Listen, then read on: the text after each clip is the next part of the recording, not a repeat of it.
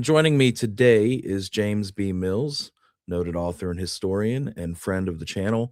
It's kind of a different sort of episode today. We wanted to get together and remember and honor our friend Chuck Usmar.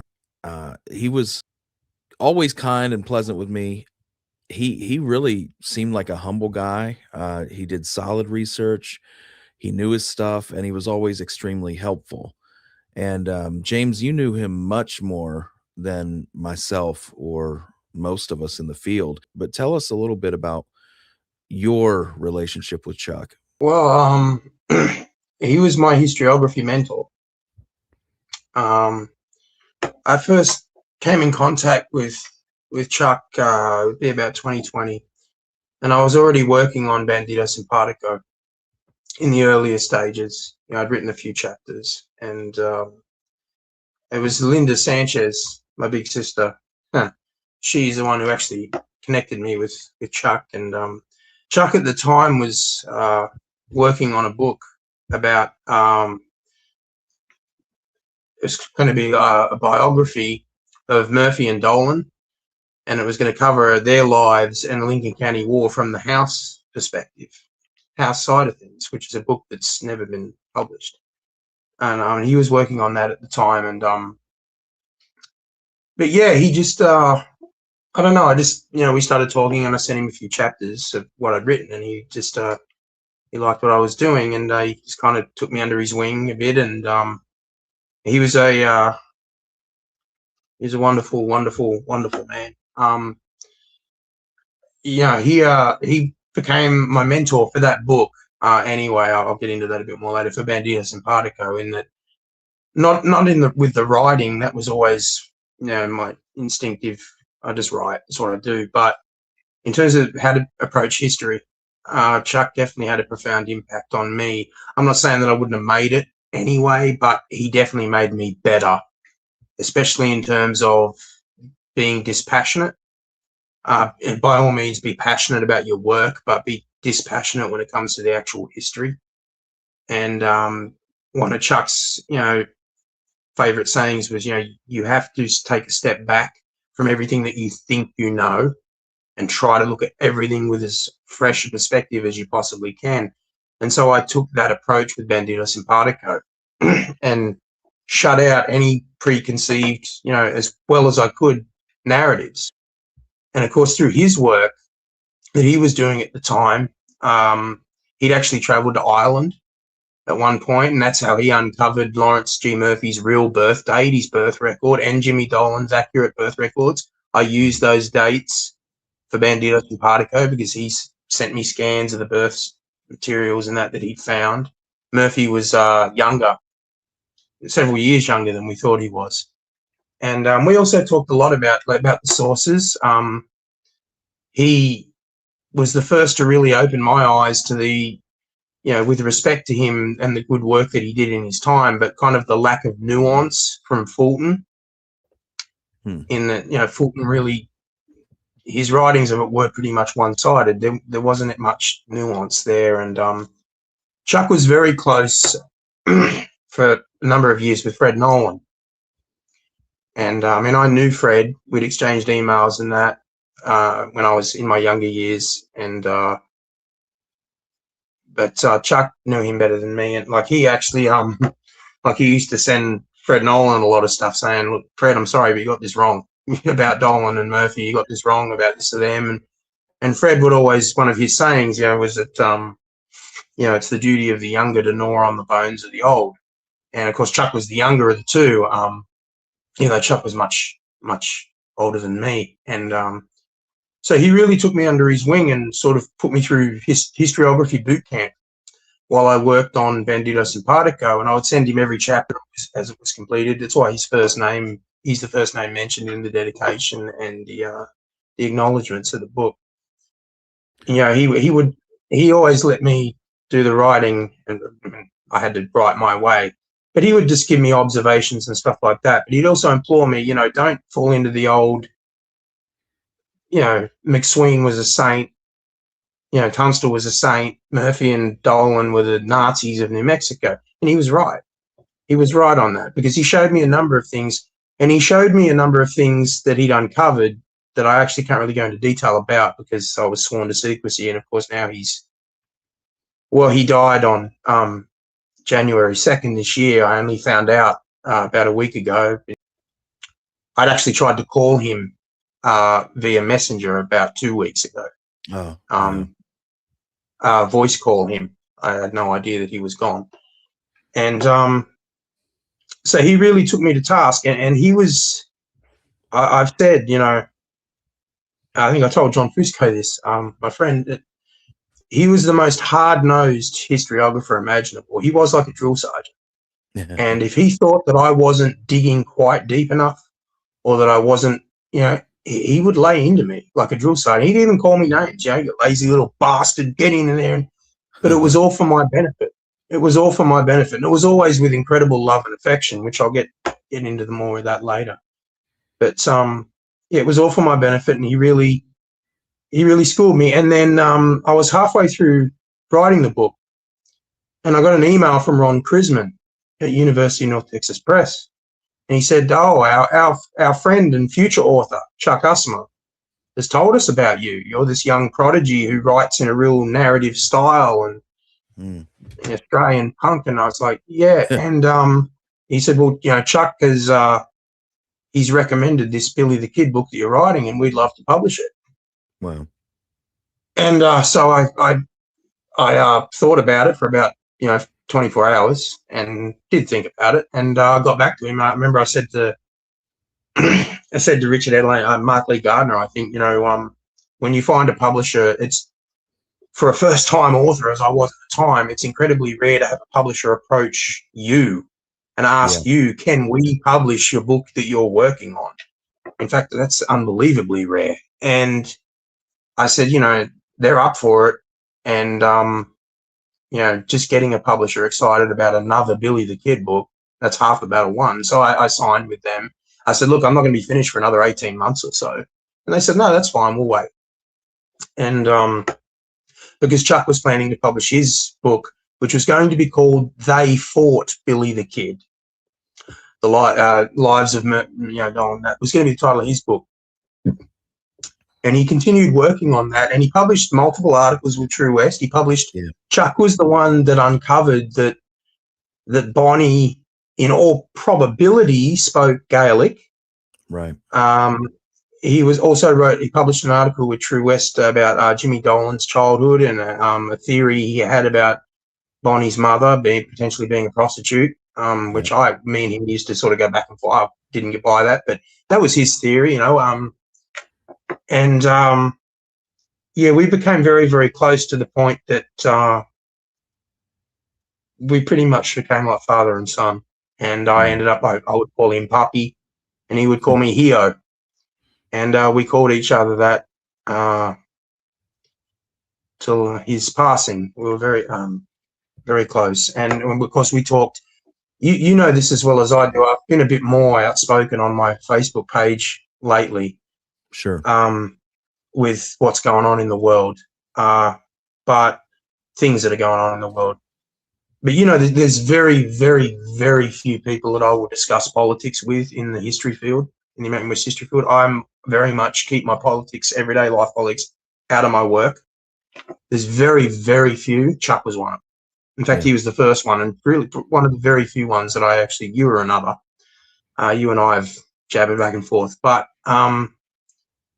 and Chuck, he was very interesting in that sense. He was a proud Trotskyist. He had a portrait of Trotsky in his house. He spoke fluent Russian. Wow. He wasn't a Russian, but he spoke fluent Russian. He wasn't a communist, but he definitely appreciated a lot of Trotsky's writings. Him and I used to kind of debate, actually, because I've always favoured Lenin's writings. I thought Lenin was a bit better writer, and he was like, "No, Trotsky," But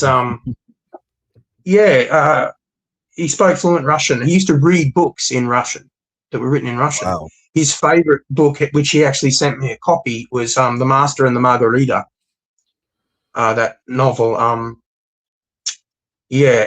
very smart man. He was a proud graduate of University of Michigan. His nickname at college was Che. And he used to tell me because he was involved in a lot of the hippie protests and a lot of the stuff like that. And he sent me a bunch of badges, pins that he used to wear back in the 60s. Dozens and dozens of them, Black Panther ones, all sorts.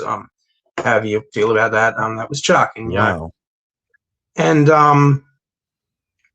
yeah, he told me a lot of stories that he went to see the Doors Oh one time in God. Michigan, but unfortunately Jim Morrison had taken too many drugs, or got too drunk, and was incapable of getting on stage that night. So Ray Manzarek had to do the singing. He also used to love telling me about how he saw the Rolling Stones live, and I bet this is back in the 60s, before they were those, old codgers that kidnapped them. Right. And yeah, well, we became very, very close, and he sent me a lot of goodies over the years. As I'll show you some. I've got a lot of them here, but yeah, when I got with the book, so Chuck was basically, he opened the door for me with UNT and Mm. working with Ron Krisman and them, and they published Bandidos and Partico. And Chuck, I will always owe Chuck something in for schooling me, not just on being a historiographer and how to approach history in a better way than I initially was, of course, because we all learn from scratch, but also Chuck kind of wisened me up a lot to the field. I'm not going to mention any names, but there were some people who told me, don't trust that guy. He'll be really nice to you in your face, but just, he wised me up to some people. Wasn't always dead on. I mean, I remember he didn't really particularly care for Robert Utley personally. Right. But I always got along really well with Robert Utley. Robert Utley was really kind to me. And so, yeah, we used to sort of back and forth. He said, well, if he's good to you, then he ain't all bad. But I don't know what had happened there. Maybe a disagreement or something. But yeah, Chuck was very protective of me in a way too. He considered me his protege. And after, when I started, he schooled me so well that I wrote the next book, In the Days of Billy the Kid, without his assistance, because he'd schooled me to the point where I didn't need his guidance anymore, which is exactly what he wanted. That's what a good teacher does.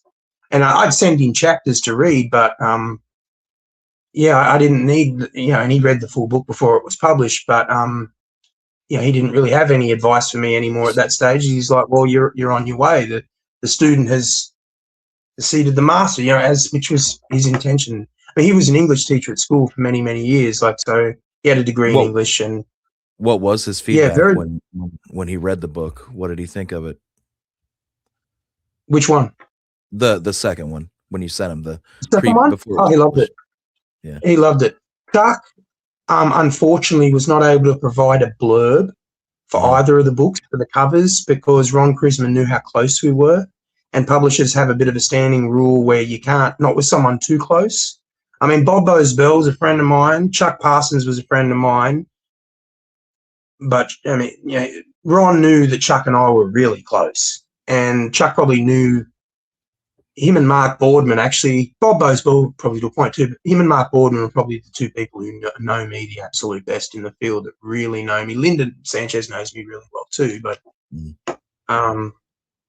yeah, but he loved the second book, and he just thought it opened up a whole new thing. Unfortunately, by the time that was completed, Chuck's health was starting to fail, and yeah, so and that's the reason that he was unable to get past. He'd written a very, very rough first draft, very rough for early first draft of his book about Murphy and Dolan. He couldn't get any further than that. He had to basically hang it up because of health reasons. And that draft, as far as I know, was on his old laptop, which is long gone now. I offered a couple of times. I said, look, do you want me to finish the book? Do you want me to do what Mullen did with Fulton's book? Right. Do you want me to finish it? And he declined, not because he didn't think I was capable of doing it, but I think more it was just like that was his baby. He'd worked on it for over a decade. Yeah. And I understood that, respected that. And to tell you the truth, I don't think I could have written that book as good as he could, because they were his guide. But his papers are available, university. I can't remember exactly which one right now. Check the acknowledgement section of Bandidos and Partico, and I listed them there. And Yeah. so hopefully someone someday might really dive deep into the Chuck Parsons papers, files, and uncover everything that he uncovered about Berthindol and that side of things. And maybe they might write the book. It's not going to be me, but maybe someone else out there might do it one day. But My entry into the Billy the Kid world and into the world of history really was when I got in touch with you and Bob about the Cahill elements that I'd found.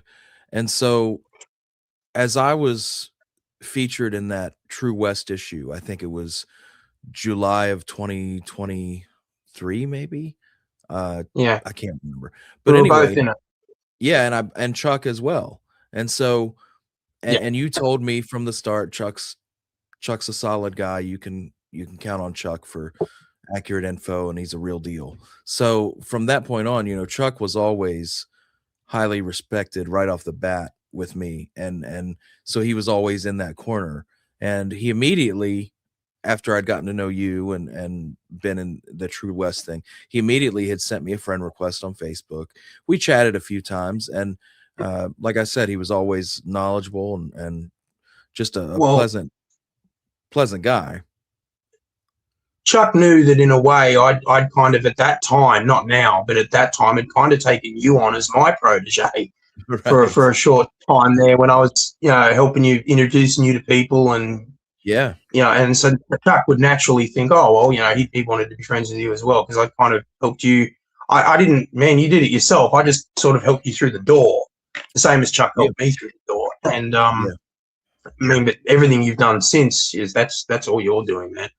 But But, when I found out he passed through you recently, just the other day, I hated to hear it. But learning how close you guys were, I'm sorry you had to find out the way you did. yeah, I'm not blaming anyone. I'm not Right. blaming anyone. It's nobody's Absolutely. fault directly. I sensed he'd been losing his eyesight, Mm, and the last time we spoke, I think, was in October, November. For years, we were email guys, and then we spent like the more recent years on Messenger.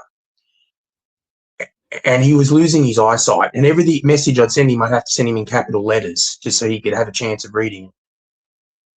But I'd sensed something was up on my birthday in yeah. December when he didn't send me $50 through PayPal or one of those e-cards. He Right. always did that for my birthday every year. I used to send him DVDs, movies to watch every Christmas. I sent him Jaws, which he'd never seen. I was astounded when he told me he'd never seen Jaws. I sent him that. I sent him Tropic Thunder, which he'd never seen. I sent him a documentary about Kurt Cobain. I sent him Dead Man and Johnny Depp, which he absolutely Yeah. loved. He'd never seen Mhm. that. The last movie I sent him was Oppenheimer. He hadn't been able to get to the cinema to see it, and so I sent that to him on DVD. And yeah, I didn't hear from him for my birthday, and I thought, well, his eyesight must have gone. And I thought, well, he'll get someone to message me or something to let me know at some point. I didn't know that he was pretty much in the last stretch, bedridden at that point, and that was, and yeah. So, but he passed on January 2nd, and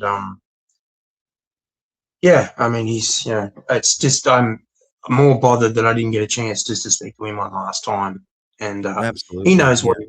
he knows what he meant to me, and I know what I meant to him, and but I mean, I could show you. I remember when I sent him to Dead Man, the Johnny Depp Western, he absolutely loved it, and I remember he said, I'm buying a couple of things today online. I'm buying one for you and one for me. And I said, what? He says, to do with Dead Man. And I said, okay. So you don't have to. He's like, it's a good video. So anyway, I received in the mail, and he sent me a photo. He bought himself, and he bought me one. There's a John Bull topper that Yeah.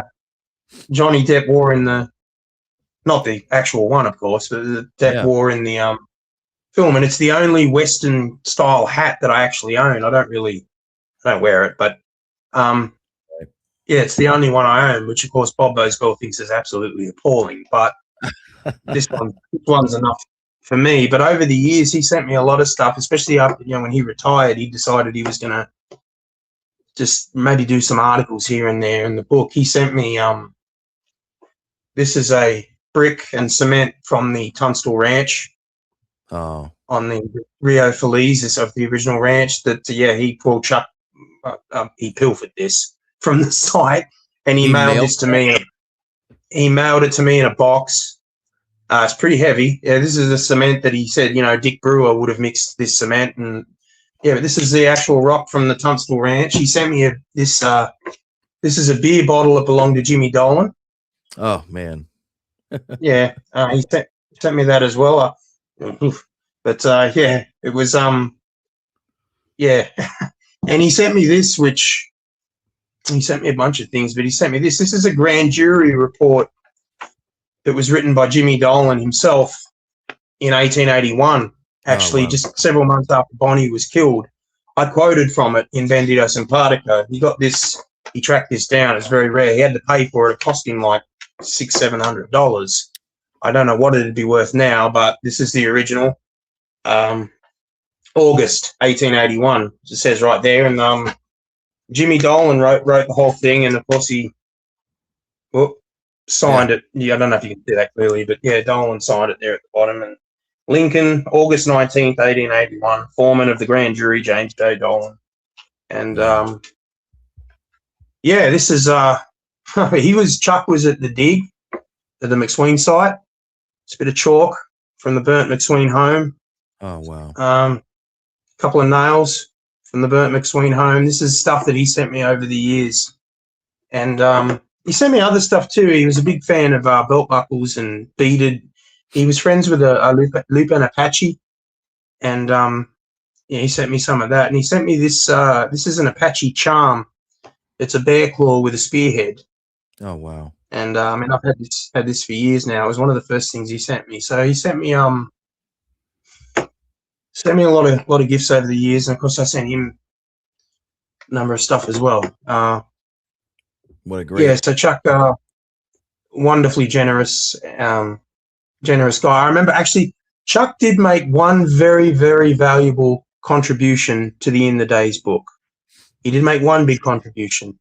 When I wanted to publish the photos from the Palace of the Governors, the ones that are in the book, well, they wanted to bill me, and it was like $300-400. Yeah. I simply didn't have the money in my PayPal account at that specific moment. I was a couple of weeks away from getting paid by the Epitaph. And I told Chuck, and Chuck called them, and he paid for the photos over the phone with the credit card. And so he paid personally. And then 2 weeks later, I paid Chuck back. I sent him the money back through PayPal. That was Chuck's. Oh yeah, that was a very big contribution that he made. And just a lot of little things. I remember he used to always say to me, if it was something he agreed with, he'd say, "You bet your bippy." He'd always say, "You bet your bippy." And it was about 6 months before I asked him. I finally said, "Chuck, I love you, man, but what the fuck is a bippy?" I didn't know what that was. And did he know? He just said, no, it's just an old 60s expression, like when you ride on the money, something like that. You bet your bippy. I to this day don't quite know what a bippy is, but and I used to say it back to him jokingly sometimes. But you sent me some images here I'd like to go through. Yeah, man. In no particular order, but I thought we could just discuss them and talk a little bit about what we're seeing.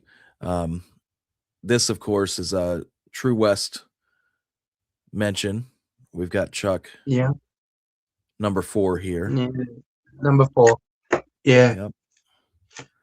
Hold on. I've got to you do that. I'm just looking up the name of this actor. I can't remember his name, but Chuck was an image of him.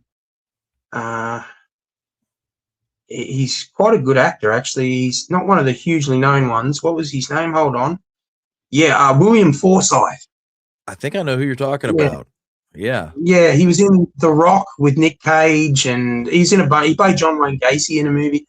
Yeah, but I used to always tell him, man, you're like William Forsythe. Like, yeah, that's he really does. Yeah, he did. He used to say. I remember when I told him and sent him photos. He's like, "Holy shit, I do." It's like, yeah. He used to call me Rambo. That was his nickname for me. He was the one who gave me that nickname, Rambo, because he was big into Rambo and Verlaine and Voltaire. And yeah, this is This is Chuck's face inserted on Bob Ollinger's jug head. Yeah, Pecos Chuck. Pecos Chuck. That was part of his sense. He had a great sense of humour. Yeah, Pecos Chuck instead of Pecos Bob. This is one of his favourite memes. Chuck had a very. I mean, he was in his 70s, 80s, but he had a great fondness for memes, and he used to send me a lot of these ones, and I sort of picked out some of the best. But yeah, that's a collection of beaded necklaces. So he sent me a couple. Yeah, of course, that's Black Elk. Yeah, of course, and Black Elk. Yep. Yeah, Chief Cadetti of the Mescalero. He was very good friends. The Chief Cadetti, he was very, very good friends with Lawrence Murphy. Very good friends with L.G. Murphy. And then, of course, there's Murphy next to him, and then Dolan. And, of course, well, we don't need to tell you who the fifth one there in line is. That's Billy Bonney. And probably not the sixth one either. That's Geronimo. Yeah. But Chuck had those. Lupin Apache, a friend of his, used to make those. Did I see him wearing one of Snoop Dogg? Yeah. Yeah, he had a Snoop one made. Chuck was pretty hip, you know. Yeah. That's his beloved dog, Pippa, who unfortunately went to sleep very recently, actually, after he passed. She was there with him. She was there. She was very old, but she was there with him by his side when he went. And, yeah, he really loved Pippa. And I think I sent her a toy in the mail one year for Christmas, actually, to play with. And, yeah, she was, according to him, he used to call her a fart machine. Chuck was quite fond of toilet humor. Right. Another meme. Lambs to the left of me, mutton to the right. Here I am, stuck in the middle with you. Yeah, that's Chuck's humor right there. That's another one of his favorite memes. Oh, there we go. There he is. There's William Forsythe. I mean Chuck with Snoop Double G, Double G. Yeah. Yeah, Chuck was pretty hip. Oh yeah, look at there that. he is. That's his dead man hat. Yeah.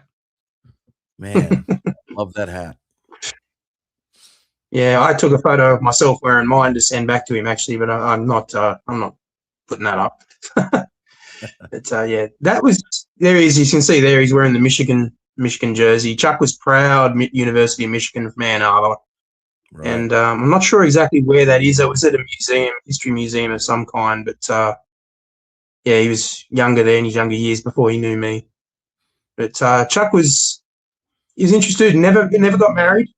Never had kids. He basically kind of, in a way, as he used to say, he called me his spirit son. And there's a woman who actually informed me of his passing that was like his daughter as well. Oh. And yeah, Chuck was he would just said marriage wasn't for him, and I said, well, yeah, that's cool. But he did get to hear about my engagement and see photos of Meg before he went, so I'm glad of that. There's another one of Chuck's favorite memes or pictures. That's just so Chuck.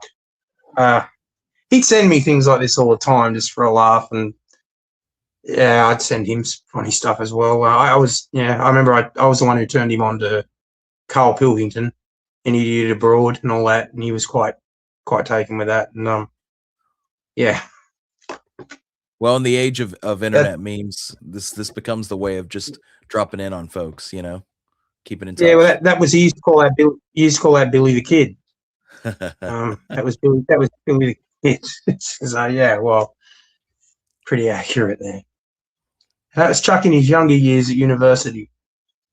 He was rough and ready, marching for civil rights and very politically active, and he was very much a McGovern man in 1972.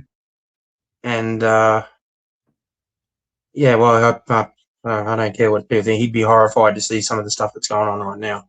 Yeah, man, it's good. I think Chuck should be remembered. I think some folks should do some public acknowledgments of his contributions and his work, and hopefully we can be a part of that. But I definitely, yeah, he didn't mail that to you. Sheldon. No, this is Sheldon. Meg got me for him for my. I've always loved rats. I've had a few in the past.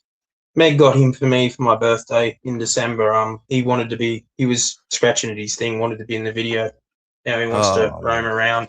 I want to thank you for having me on to talk about him. I wouldn't well, be. I still would have been a historian. I'd published articles and was writing a book before I met him. I still would have been a historian, but I wouldn't have been. Definitely wouldn't have been the historian that I became without him. He definitely infused a lot of my his principles and are now my principles when it comes to approaching history. The best advice I ever received probably in my life came from Chuck, and it was a favourite quote of his. He used to say it to me all the time in terms of doing research. Dig for new material. Don't It was his quote was, "Be a peacock, not a parrot. Don't just parrot what other authors write in their books. Dig into the original sources. Always go into the original sources, as right. many of them as you can, and you'll find fresh things. You'll find, Chuck was the one who found that the Indian agent that investigated Murphy and Dolan, his name was Erwin Curtis Watkins, not Ezra Watkins. Utley and Nolan and all them, they had that wrong. Yeah. Yeah, be a peacock, not a parrot. And that's something that's a bit of advice I give to any other young historians now that come along. Dig into the original sources. You'll find some things that others may have missed, or may have just not thought that were important, that actually are. The thing that I featured prominently in both my books was the Hispanos planning a rescue attempt in Picasso and San Patricio when Billy Bonney was being held in jail before he made his famous escape. That Right. information was right there for other historians to use. They just clearly, I don't know, they just must not have thought it was important. I thought that was pretty fucking important. Pretty Right. interesting little detail. And yeah, that's Well, Chuck Chuck was one of the silent giants, there's so many folks out there who are in the spotlight, who are on screen, who are out there and just known, well known by the public. But Chuck was doing the solid work, basically in the shadows. Not a lot of people knew about him, but he was doing solid work, solid research, uncovering new things. And had he been able to finish that book, I'm sure it would have been monumental. And like you said, it's a story that's never been told before. And so he definitely I deserves some attention. I mean, I used some of his findings for Bandito Simpatico, credited to him, of course, and with his full permission, obviously. He would send me stuff. Hey, you should use this, you should use that. And I was like, thanks. And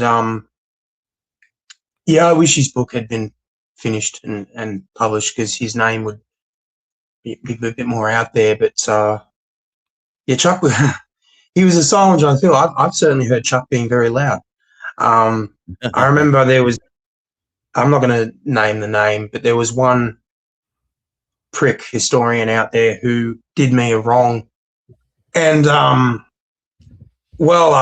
just say I had to calm Chuck down. He was ready to go hunt with a shotgun, I think. Not literally, but Well, he was yeah. absolutely pissed. Nobody does that to my boy. And yeah, it's that's he was quiet in terms of the field sense, but he had a great personality, great sense of humor. Very, I mean, I knew him better than anyone, probably just about. Linda Sanchez probably as well. But I mean, Chuck told me a lot of things about his past. That stuff I'll take to the grave. That Yeah. was between us, and Yeah. nothing bad. I mean, Right. no, he wasn't Sure. like convicted of crime or anything. Just private stuff. We were very, very open and with each other, and yeah, really gonna miss him. I'm thankful that you had that relationship with him. It's not common, and it's something rare to be appreciated. And I'm sorry that the other side of a relationship like that really hurts when they're gone. Thanks, man. Thanks for letting me do this. I mean, I asked you, can we do this? It was only a couple of days after I'd learnt that he'd gone, and I thought, I don't want to just post about it on Facebook. Yeah. People out there who watch the podcast, they need to know this guy mattered. He did great work, and I think and I wanted to just give a bit to people could know what a great, wonderful, generous, sweet, very sensitive, very sensitive. You could, very sensitive, smart, highly intelligent guy that he was. Great guy. I have Go to ahead. I have to say this because I could feel him almost tapping on my shoulder. And great historiographer. He didn't like the term historian. He was Historiography. historiographer.